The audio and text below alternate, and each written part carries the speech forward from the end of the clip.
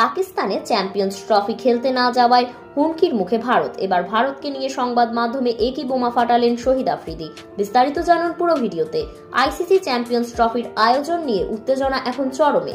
আগামী বছরের ফেব্রুয়ারিতে পাকিস্তানে পর্দা ওঠার কথা টুর্নামেন্টের নবম সংস্করণের। এর আগে 19 নভেম্বর সূচি প্রকাশের শেষ দিন ছিল, কিন্তু সূচি প্রকাশ তো দূরের কথা, পাকিস্তানে চ্যাম্পিয়ন্স ট্রফির আয়োজন নিয়ে অনিশ্চয়তাই কাটছে না।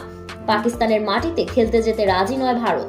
এমনকি দেশটির সরকারও চিরপ্রতিদ্বন্দ্বী দেশে রোহিত শর্মা, বিরাট কোহলিদের যেতে নিষেধ করেছেন। নিরাপত্তাকে কারণ দেখালেও সিদ্ধান্তটা যে রাজনৈতিক, এটা কারো বুঝতে অসুবিধা হওয়ার কথা নয়। হাইব্রিড মডেলে কিংবা পাকিস্তানের বদলে অন্য কোনো দেশে চ্যাম্পিয়ন্স ট্রফি সরিয়ে নেওয়ার আলোচনাও হচ্ছে।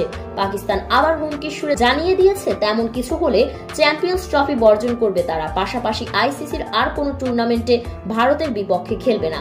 এদিকে ভারতকে নিয়ে সংবাদ মাধ্যমে সাবেক ক্রিকেটার শহীদ আফ্রিদি বলেন, ভারত ক্রিকেটকে রাজনৈতিক প্রেক্ষাপট বানিয়ে ফেলেছে। একটা সময় দেখতাম ভারত পাকিস্তান ম্যাচ হলে দর্শকরা মনোযোগ সহকারে ম্যাচ দেখত। আমরাও ভারতকে চাপ জানিয়ে দিতে চাই, আইসিসির কোনো টুর্নামেন্টে ভারতের সঙ্গে আমরা কোনো ম্যাচ খেলবো না।